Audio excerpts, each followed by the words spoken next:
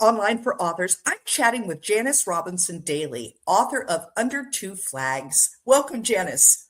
Oh, thank you so much, Terry. It's always a delight to zoom in or SteamYard in and chat with you. It is wonderful to have you. I loved the book, but I love historical fiction, so it's not really surprising that I love the book, but I really did love it. But before we dive in, can you give listeners like a quick idea of what they're going to find when they open up the cover of Under Two Flags? Well, you'll actually open up, and the first thing you'll come upon is, instead of chapter 1, we have an overture. Yes. So this is a little bit, I'd call it a prologue, but because my main character is a student studying opera, I decided to lay out the book with parts of an opera. So we have the overture, then we have act 1, scene 1, and intermission, and act 2. I loved getting to the intermission. I thought that was great. That was just really yeah. Have a little fun, do something different. Right. And so what we're doing is we're following a woman, Josephine Therese Marzinski, right?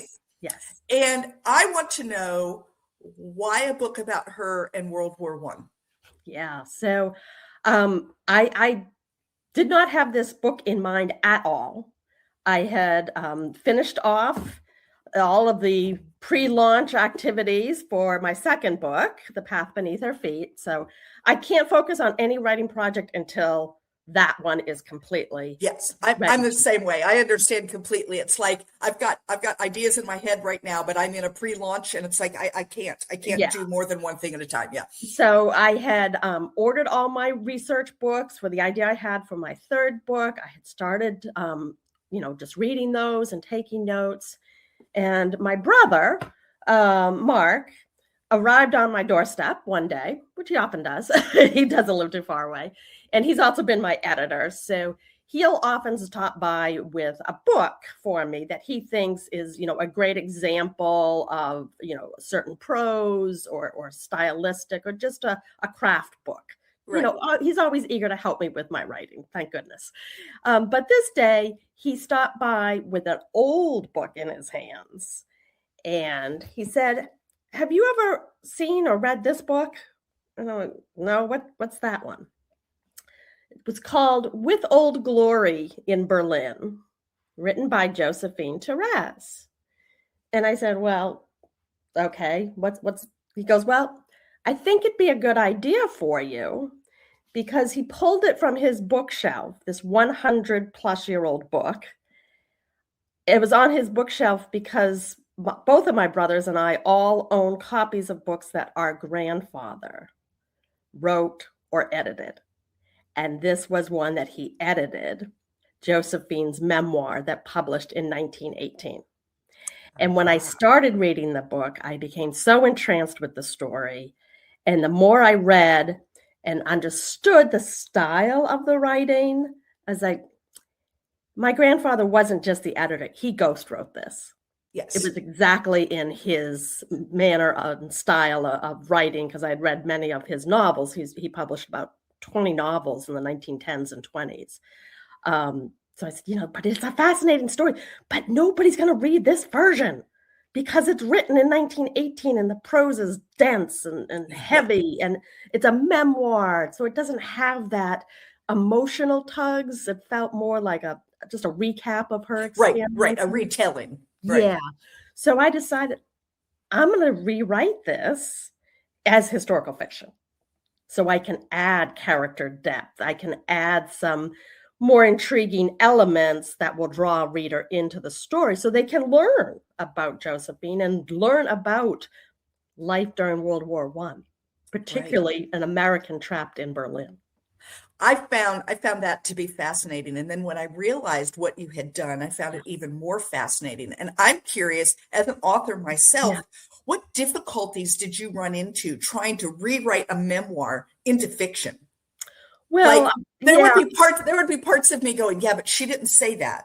Exactly. Am I allowed to add that in? Am I allowed to give her, a love interest or whatever if it wasn't there? Do you know? Right. So Yeah. I'm So just curious, how was that for you? that, I wanted to be true to Josephine Right. as much as possible. But there were holes of things that I didn't know about her until I started researching and found a little bit of information just from little pieces here and there, because there wasn't a lot about her. I found some things in the Boston newspaper. She was from Boston. Right. And ancestry.com, I just kind of plugged her name in and built a little family tree for Right. her. So find a few things there that I felt would better shape her character, and that I imagined, as anybody would, living through the experiences she did, what was the passion that drove her Right. to want to travel to a city where the country was at war with almost all of Europe. Right. Yeah. So where did that passion come from? And so I had to research kind of the time period. Both her parents were immigrants. Her mom was from Germany. Her father was from Poland. So, what was life like for immigrants back then, and their assimilation into becoming American and their children born American. So that came into play. And I hope I did justice to her, but I did take some liberties and had to make some leaps along the way. And that is true pretty much whenever you're writing historical Right. fiction, Yeah. right? Like, what you know, and then there are always gaps. Sure. And it's either a real person that you don't know much about, or it's a completely fictional person, Right. but you still wouldn't know exactly what was going on. And so you do have to kind of impose, Yes.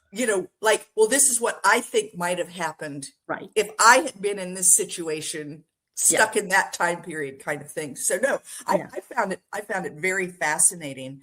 Did you feel a connection to your grandfather while you were doing this? Oh yeah. I didn't know my grandfather. He died. Okay. He even died before my parents met. My dad was only Okay. about 28 when he passed away. So never knew him, but knew a lot about him. He Right. was a very accomplished man, kind of a Renaissance man, if you will. And my brother would even say, do you feel like grandfather? I don't even know what we would have called him. Do you feel like grandfather Eliot was kind of watching over your shoulder, as you typed? And I was like, yeah, a few times. And he was hopefully telling me, yes, this is an amazing story that's been hidden for over 100 years. Let's bring it forward again. Let's bring it back out again. Yeah. World War II gets a lot a ton of play, right? Like everyone has a World War II book. I mean, it's just, right. I have a World War II book. It's just one of those things. But World War I is kind of almost a forgotten war. It's like, it was supposed to be the war to end all wars. And when it wasn't, it kind of disappeared into that was just that war before World War II. And then that's the one we focus on. So I learned quite a few things that I really didn't know about the war, which I found fascinating as well. Yeah. When you were doing the research, you have the memoir, but obviously you had to look further than that. Right. Yep. And one of the things that I found fascinating was your knowledge of the opera. So you kept bringing different operas into play. Like she would be having difficulties or an issue or whatever, and then she would think of words to an opera that would help her kind of like navigate where she was. What did you know about the opera before you got started? Zero. Okay. Double zero. Yeah, because that's how much I know about the opera. I've only attended 2 operas in my life, and they were only because they were kind of blockbusters. Phantom of the Opera, which is a newer opera, so wouldn't have been around when Josephine was.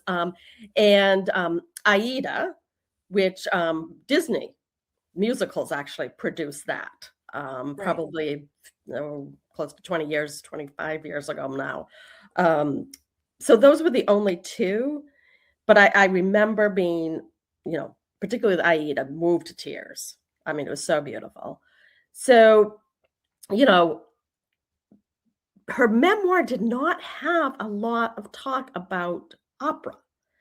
It, yes, going to the conservatory Right. and, some of her classes and interactions with the other students and her instructor, that was in her memoir, but not that build out. And I thought, but she has to have such passion for opera. Yeah, because why else would you go?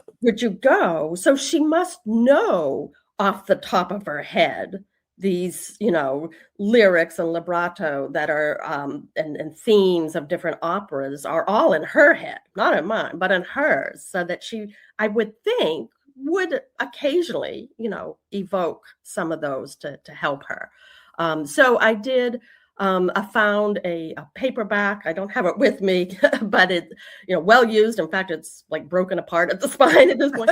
That I would flip through, and it was over 100 operas. And it was all the summaries and all the names of the arias and who sang it and what range they were, because that was important too. I did know she was a mezzo soprano, which, and the help of a beta reader, pointed out, well, no, that opera, she wouldn't have the ability to sing. So she wouldn't have studied it deeply.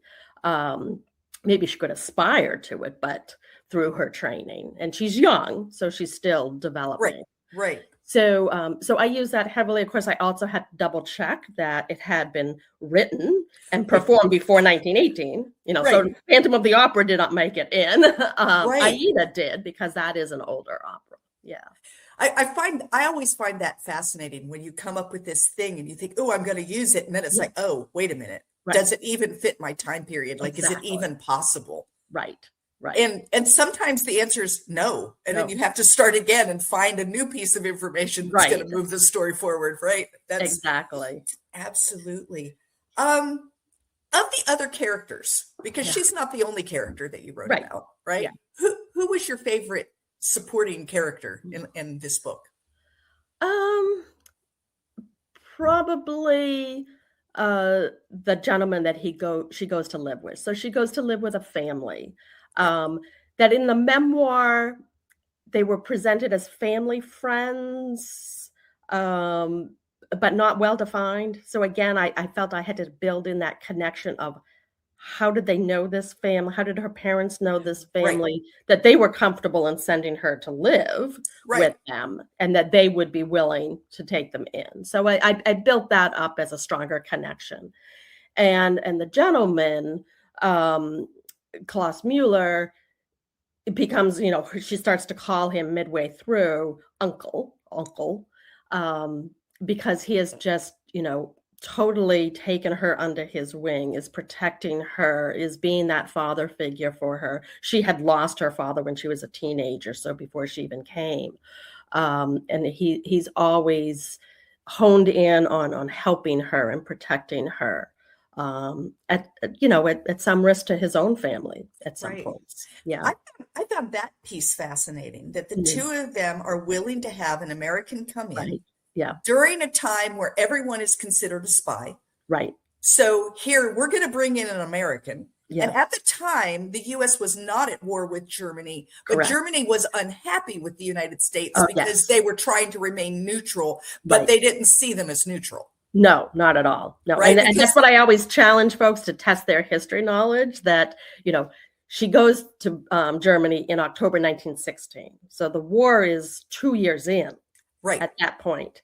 But America, yes, was still neutral, although, on the side was supplying. Right. And so Germany is looking at Americans kind of like, you say you're neutral. Yes. Yet you're giving food and fuel and other things to those people we're fighting, which means that you're actually not neutral. Right. Yeah. And so, and then she just bebops into Berlin, and that family was willing to let her do so. Yes. One of the things that I enjoyed was you made her a little mouthy. Yeah. She couldn't keep her inside thoughts inside. Right. Did that come out in the memoir, or was that something that you pushed? Yeah, no, I there was definitely hints of that in the memoir. She confronts one of the Mueller's dinner guests Yeah. early on in her stay. I loved that. And I was like, wow, she's A little pretty feisty. bold Yeah. and Yeah. feisty. And so I think I need to continue that thread of Right. her. And some arrogance as well, Yeah. the idea that I'm studying at the best conservatory in the world. So, Right. there's that confidence and a little bit of arrogance and rightly so in some instances, that she should be proud of her accomplishments. Oh, But she's also absolutely. proud of being an American. Yeah. Very proud of being American. And one of the things that she does is she sneaks in an American flag. Yeah. And then this is the part that blows my mind, is she pins it up Yeah. on the wall of the Mueller's house. Yes. Can you imagine if someone had decided that and even after the war was announced, Yeah. she still has it hanging up there. And I'm like, oh my God, I kept waiting for that to be something horrible. And it was like, I'm so glad that someone didn't come and I don't know. It was just, Yeah. I thought that was very bold. Right.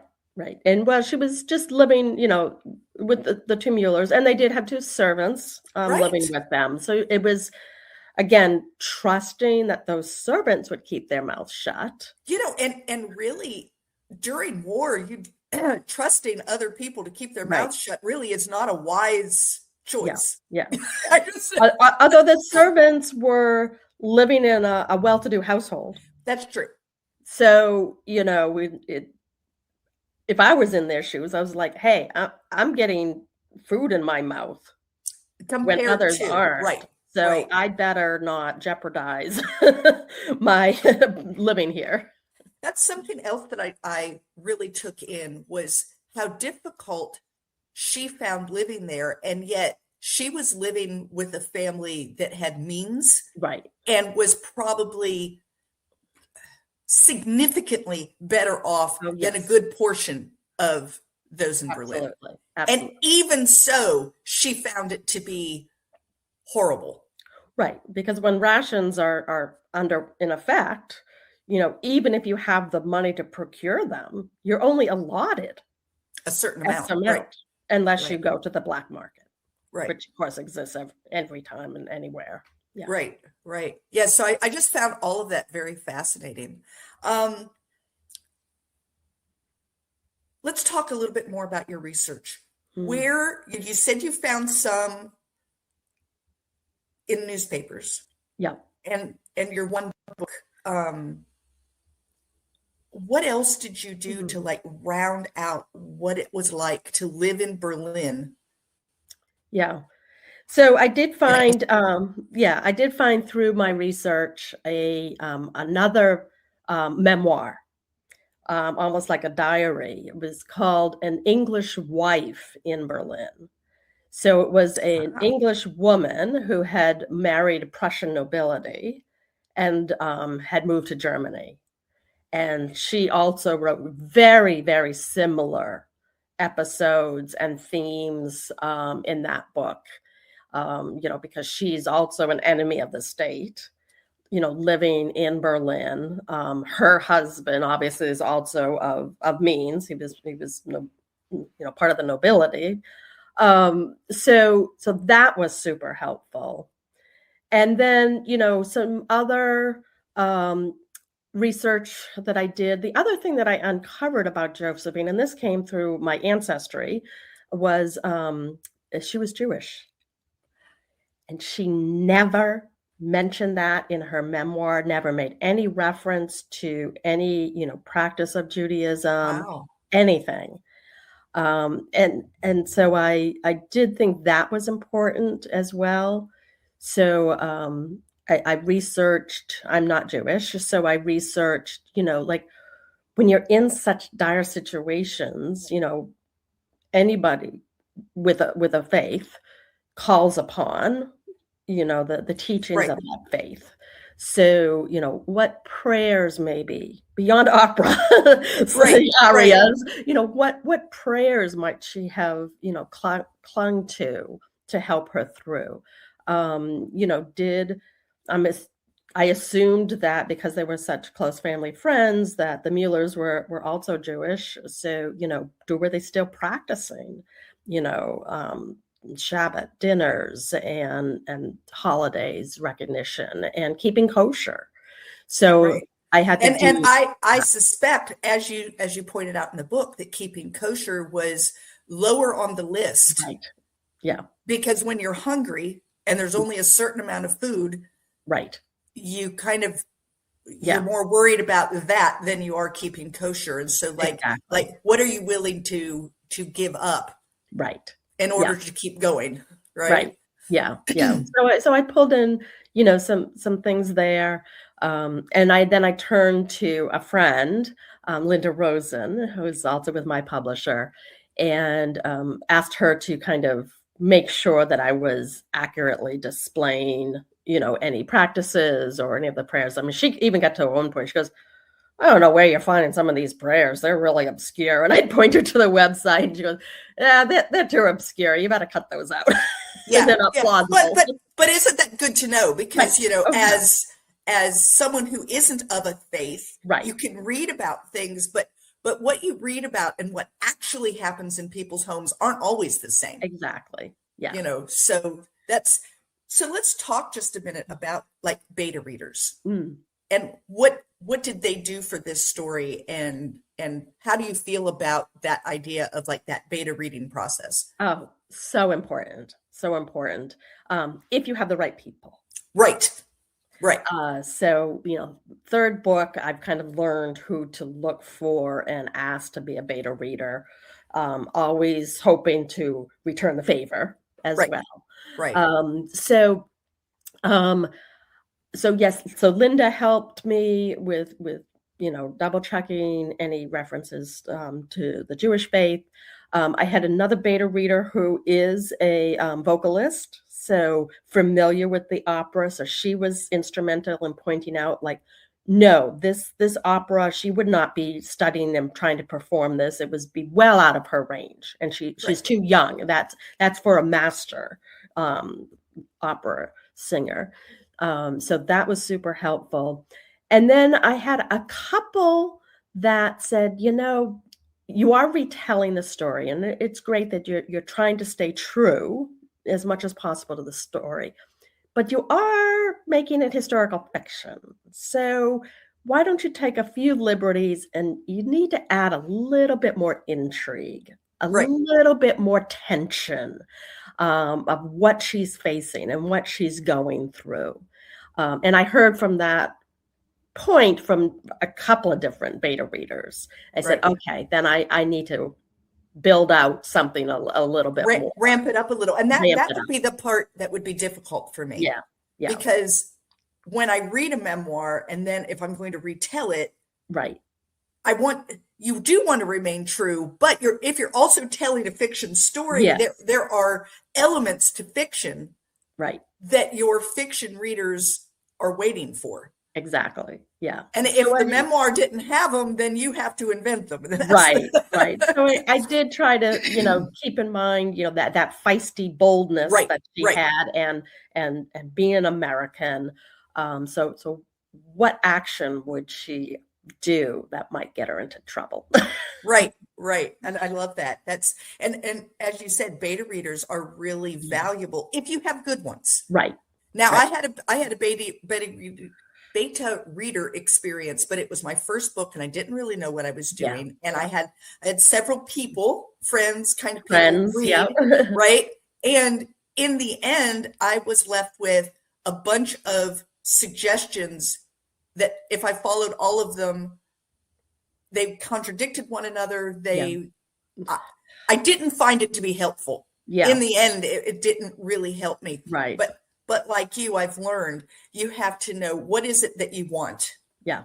Right. What do you want what do you want from the beta reader? And so, when you had your one friend that could tell you about the Jewish culture, you said to her, as you're reading this, I need you to really focus on, and for your vocalist, it was, I really need you to look at, and that's what helps, I think, with beta reading, is what you're looking for. Absolutely. And I was so fortunate with them. I mean, to the point where I used beta readers pretty early on, actually. That when I did then send to my editor, she said, this story is so tight and ready. Right. There wasn't a Which was lot to great do. because she didn't spend too much time having to do a lot of editing. Right. Right. I know that's, and I think part of that too, Janis, is as you write more books, Right. Yeah. you know, the one that I have coming out in April, it is now, when I sent it to my editor, she was like, oh, wow, this was, you know, I didn't have a lot to do. There was a little bit, but there was not a lot. And, and I think part of that is I already knew the kinds of things my editor was going to say, so I fixed them before I ever gave them to her. You know? Yeah. Now, if I could just remember some grammar rules. Oh, I'm just, I let the proofers take care of that. That's, you know, absolutely. Absolutely. So I know that you're in the middle of launch, and so you don't really move forward, but do you have ideas for what's coming up next? Do you have any? Yeah, probably going back to the one that I was originally going to start in on until my brother showed up on my doorstep. So so it will still be women's historical fiction. Right. And for some reason, I'm kind of drawn to that time period of the early 1900s.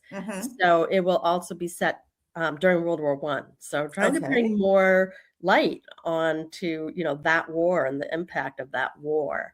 And some connections also again to Boston, where I'm from. So I have an appeal to my Boston crew. So yeah, I'm excited and you know, hope to start really putting hands on the keyboard in force. I actually already have a publication date of December 2nd, 2027. Okay. So I was going to say, ooh, I thought you were going to say this year. It was going to be like, oh my God, you'd better get moving. No. So again, I've got my outline and the ideas and everything, but now and some research started, but I need to do more, and I need to take a trip. Yeah. Oh, and where are you taking a trip to? Canada. Oh, awesome. Yeah.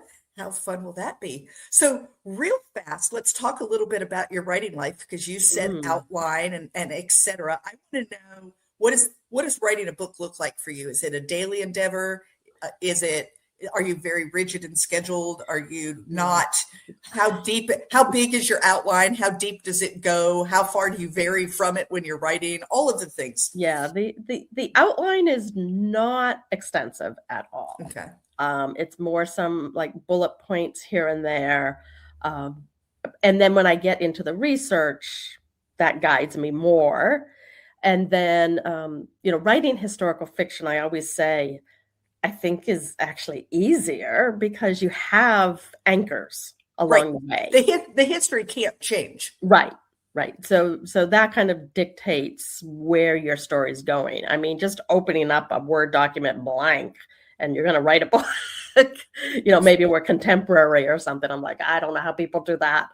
So and as far as a schedule, I wish I had a schedule. I just am so, I have other things going on. And once I get down to it, I usually write at night. I'm not a morning person. So but I can't do a long stretches either. I can only write about 1,000 to 1,500 words at a time. And I'm pausing for research. And then I'll come back the next morning and reread what I wrote. Yeah. All right. Yeah. I am not a scheduled person. I tell people all the time that no one should write the way I do, because I am a pantser and I am a binge writer, and I would not recommend my method at all, but it works for me. So, all that matters. It's what I do, but I'm always curious when I meet other people. It's like, do you actually sit down every day? Because I cannot sit down every day to write. No, I can't. I have a friend that does. She gets up every morning and she writes for 2 to 3 hours every day. And that's what she does. And I've tried it, and I get up and I sit in front of my computer like this. Yeah. No. And if I manage to write something, I hate it. Yeah. Because it sounds forced. It doesn't sound like the stuff I would normally write. And so, yeah. Yeah. Well, it's good to know. That makes me feel a little better. I like it when I meet other people who aren't so, I don't know, like perfect about it. And Right. I'm just not, right? Like I'm a complete You're mess. perfect in your own way, Yes. Terry. If it So works for Janis, you. yeah. So Janis, if someone wanted to reach out to you and talk with you about your works or learn more, what's the best way to do that? Yeah, just contact me through my website. I've got a contact form on there. And the website is just Janis, Janis, R Daly, DALY.com. And I love to talk to people. And I love to speak as well. So I do a ton of speaking engagements at libraries. I visit with book clubs, sororities, lots of different places. I even found a library on Martha's Vineyard How up in fun. Massachusetts that has an opera club Oh, associated wow. with the library. So I'm going there to speak in May. Oh, isn't that wonderful? So absolutely. So guys, I will have that in the show notes, so you'll be able to click right through to Janis. Great. And Janis, I want to thank you so much for being with me. Thank you so much, Terry. It's always a pleasure. Thank you for listening to Online for Authors, where I, Terry M. Brown, author of character-driven fiction and host of the podcast, introduce readers to characters they'd love to invite to lunch. Tune in next Tuesday for another podcast episode.